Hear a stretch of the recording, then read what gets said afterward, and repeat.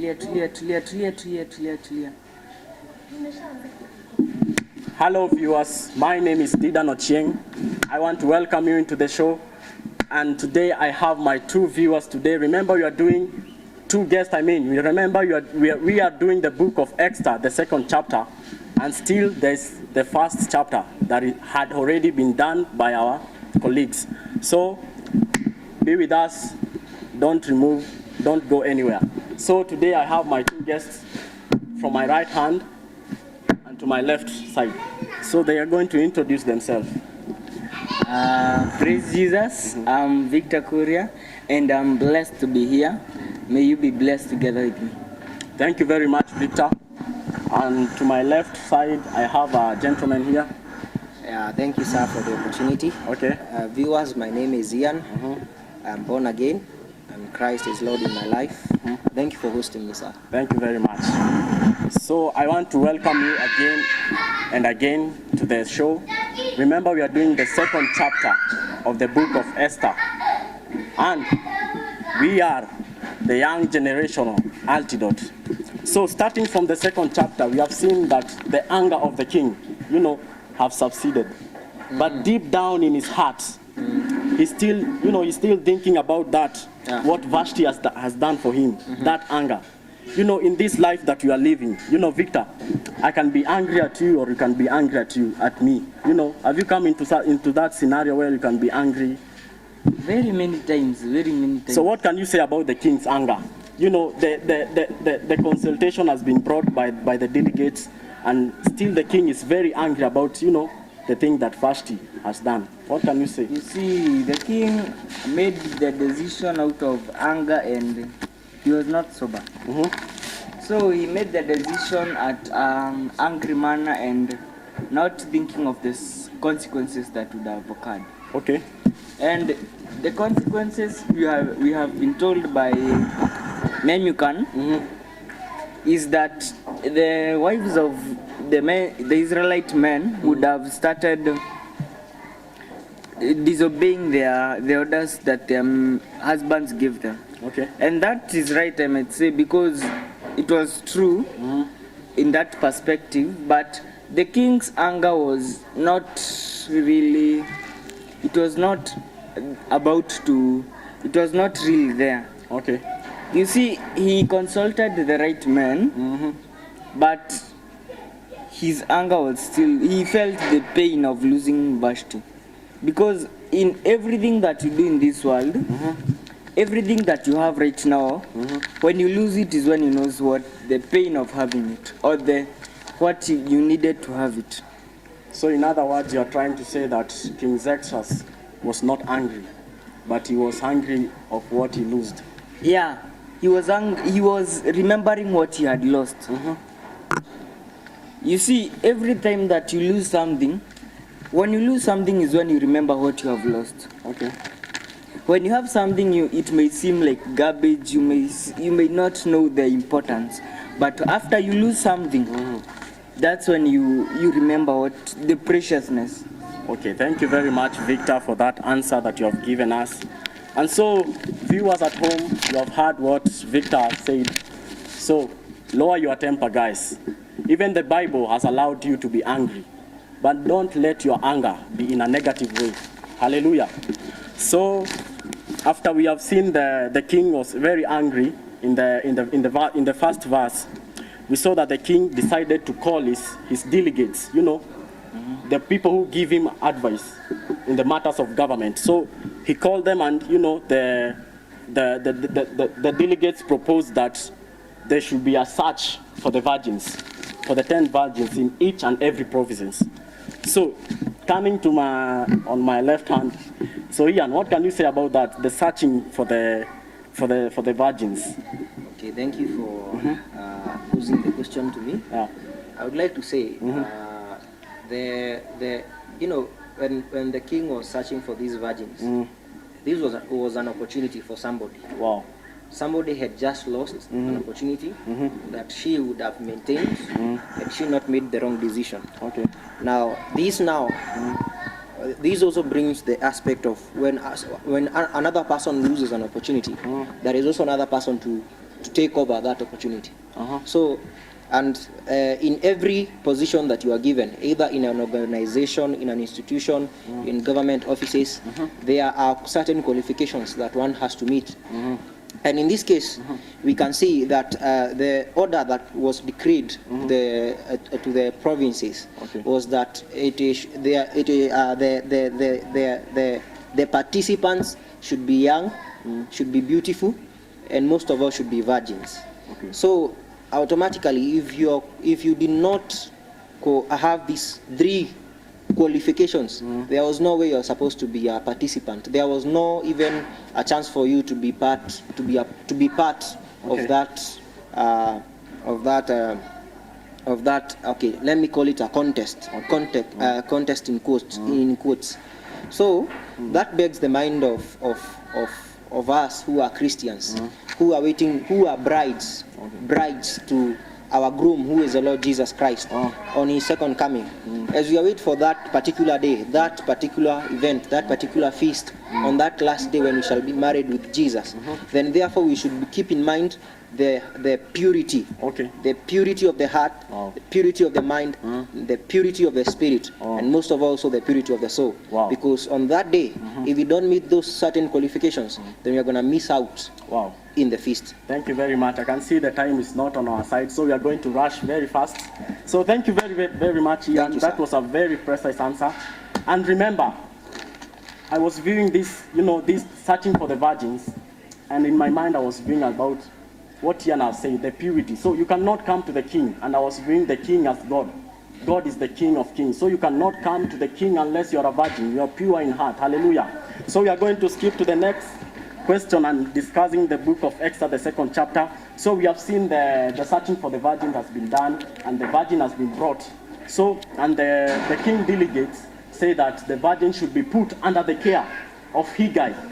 And Haggai playing a very important role, and we see the trustship of Haggai. So what can you say about trustship in this generation that we are in? We find that so many people are not trusted in the matters of small and big things. What can you say, Victor?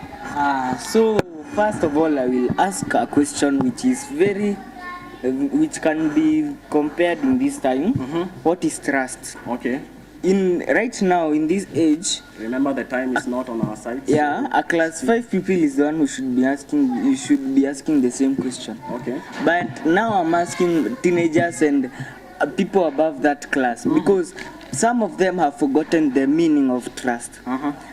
Trust is meaning that you can believe in somebody, and somebody can leave you something. Okay. And in the next 10 to 20 years, it will still be with you. Wow. So you see that Haggai was trusted by the king and by the eunuchs who were beside him, and even the people who gave out their children. Okay. And that brings out a question. How many people in this time, during this time and during this season, can be trusted with money, all the possessions of this world? Okay. So And you see, in Israel, there were more than, I don't know, I cannot count the number of girls who are there. yeah, there were many But Haggai was trusted with them. trusted, and he was a guy, he was a eunuch, A man. a man. So what can you tell this generation that we are in about the trust? What can you tell? What can you impart the knowledge about trustship?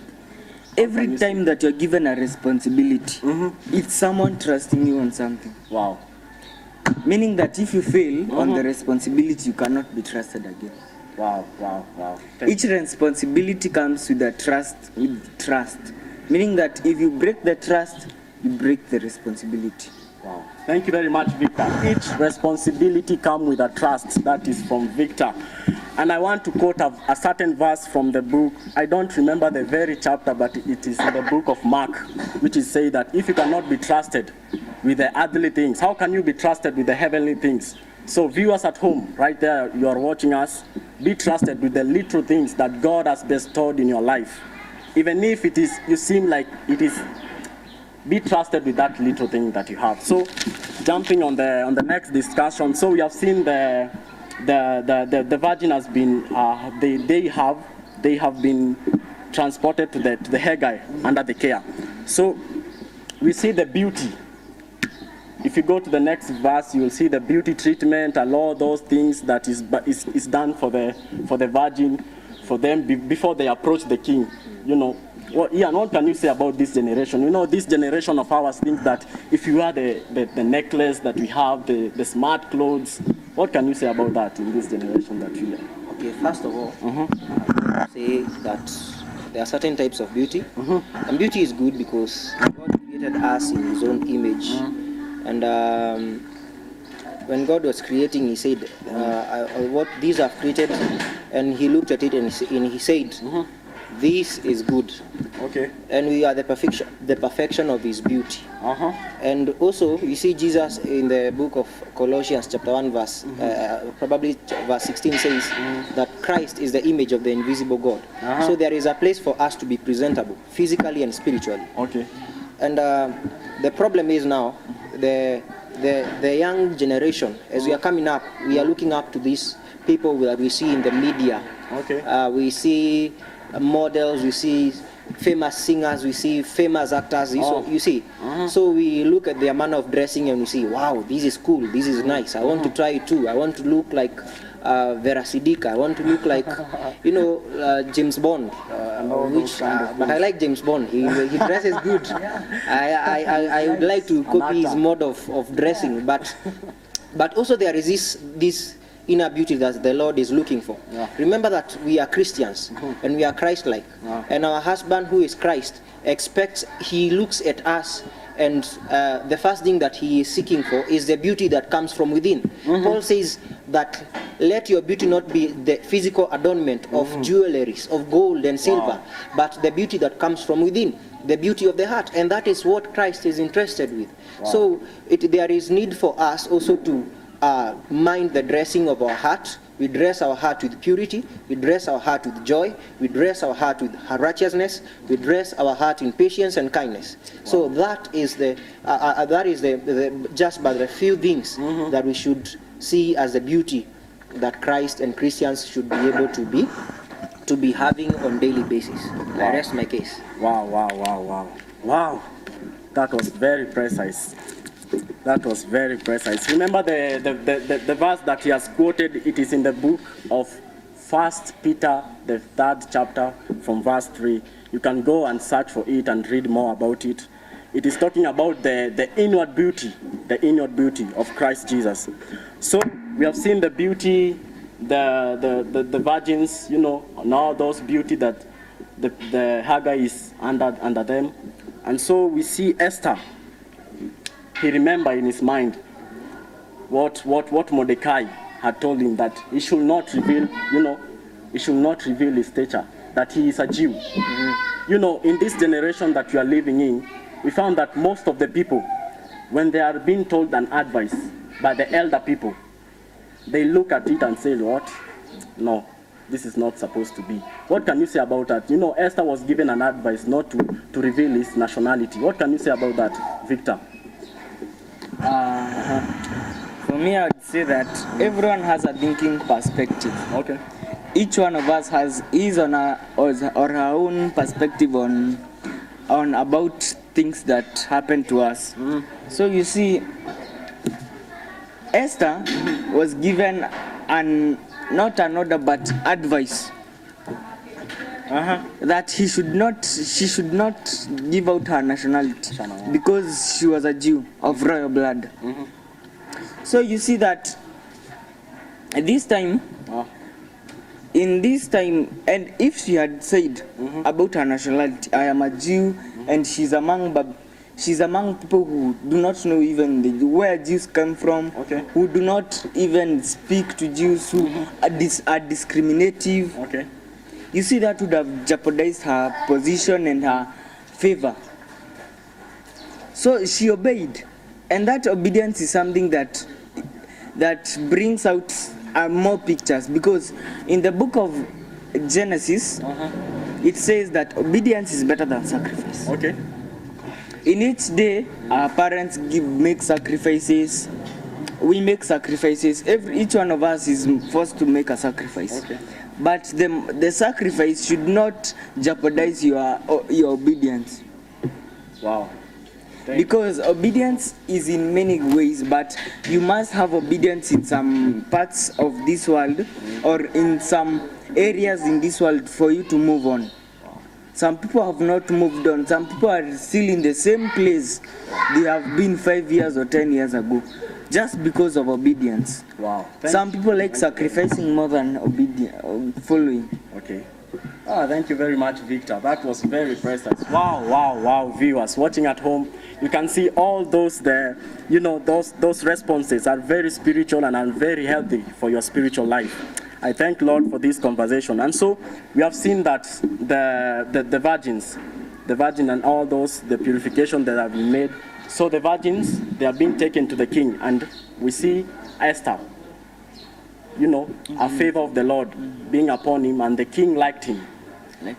And the king liked her. So in this generation that you are living in, Yes. what can you say about the favor and how, you know, people are maybe they are watching at us at home and saying that, how can I receive this favor of the Lord, and how can I do for me to get this favor like Esther did? What can you say about that? Well, I would say it this way, that there is the favor. You know, there is this verse that says in the book of Matthew that, referring to Jesus, saying that, and Jesus, the boy, grew in favor with God and with men. Okay. And favor in God and with men is attained. It is attained. It's not just something that is.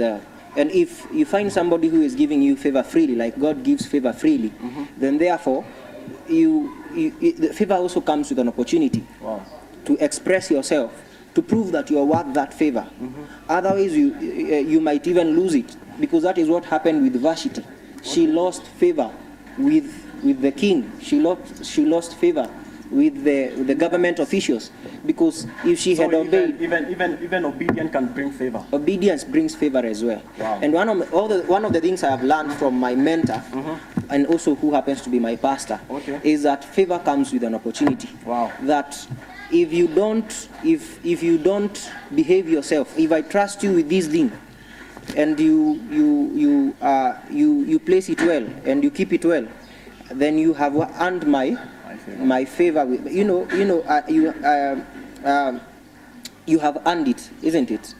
And in the case of Esther, if she had not obeyed Mordecai and the instructions that she was not given, she was given by Mordecai. Example: do not give your identity.